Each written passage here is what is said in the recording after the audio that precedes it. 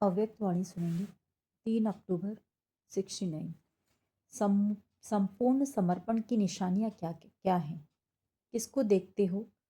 कौन किसको देख रहे हो? 2-3 ने अपना अपना विचार सुना दिया कि किसको देख रहे हैं।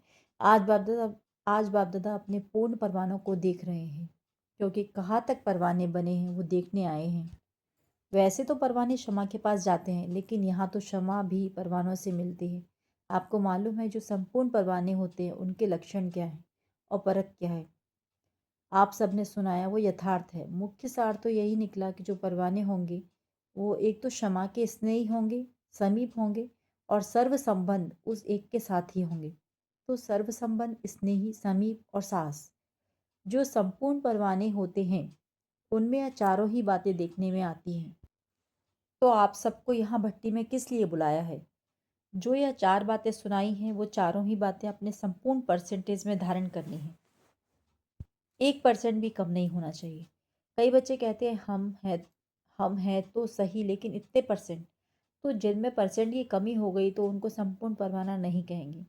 वो परवाना दूसरी क्वालिटी का कहा जाएगा, जो कि चक्री काटने वाले होते हैं। एक होते हैं शीघ्र एक ही बार क्षमा पर फिदा होने वाले, दूसरे होते हैं सोच समझ कर कदम उठाने वाले।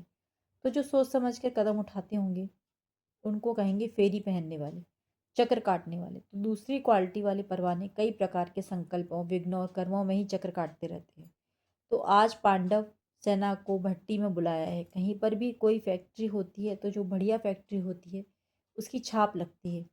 अगर उस फैक्ट्री की छाप नहीं होती तो वो चीज़ इतनी नहीं चलती। इस रीति आप भी जो भट्टी में आए हो यहाँ भी छाप लगाने के लिए आए हो। संपूर्ण सरेंडर या संपूर्ण समर्पण का छाप अगर नहीं लगा तो मालूम है क्या होगा? जैसे छापा ना लगी चीज़ की वैल्यू कम हो जाती है, उसी रीति से आप आत्माओं की भी स्वर्ग में वैल्यू कम हो जाएगी। तो अपनी राजधानी में समय पाने के लिए छापा लगाना ही पड़ेगा। माताओं को तो नष्ट मोह का मंत्र मिला है, पांडव सेना को संपूर्ण समर्पण का। पांडवों का ही गायन है कि गलकर खत्म हो गए, पहाड़ों पर नहीं लेकिन ऊंची स्थिति में गलकर अपने को नीचाई से बिल्कुल ऊपर जो अव्यक्त स्थिति है उसमें गल गए, अर्थात उस अव्यक्त स्थिति में संपूर्णता को प्राप्त हुए। जो संपूर्ण समर्पण अर्थात तन मन धन और संबंध समय, इस सब में समर्पण, अगर मन को समर्पण कर दिया तो मन को बिना श्रीमत के यूज़ नहीं कर सकते। धन को श्रीमत से यूज़ करना तो सहज है, धन को भी यूज़ करना सहज है, लेकिन मन सिवाय श्रीमत के एक भी संकल्प उत्पन्न नहीं करे, इस स्थिति को ही कहा जाता है समर्पण। इसलिए ही मन मनाभव का मुख्य मंत्र है। अगर मन संपूर्ण समर्पण है तो तन मन धन समय संबंध शीघ्र ही उस तरफ लग जाते हैं। तो मुख्य बात ही है मन को समर्पण करना, अर्थात व्यर्थ संकल्प विकल्पों को समर्पण करना। वो ही परख है संपूर्ण परवाने की। संपूर्ण समर्पण वालों को मन में सिवाय बाप दादा के गुण, कर्तव्य और संबंध के कुछ भी सूझता नहीं है। जो आपने समर्पण कर दिया वह आपकी चीज़ नहीं रही, जिसको दिया उनकी हो गई, तो उनकी चीज़ को आप अपने कार्य में यूज़ नहीं कर सकते। लेकिन संस्कार होने के कारण कभी कभी श्रीमत के साथ मन मत, देह अभिमानीपन की मत, शूद्रपन की मत कहीं यूज़ कर लेते हैं।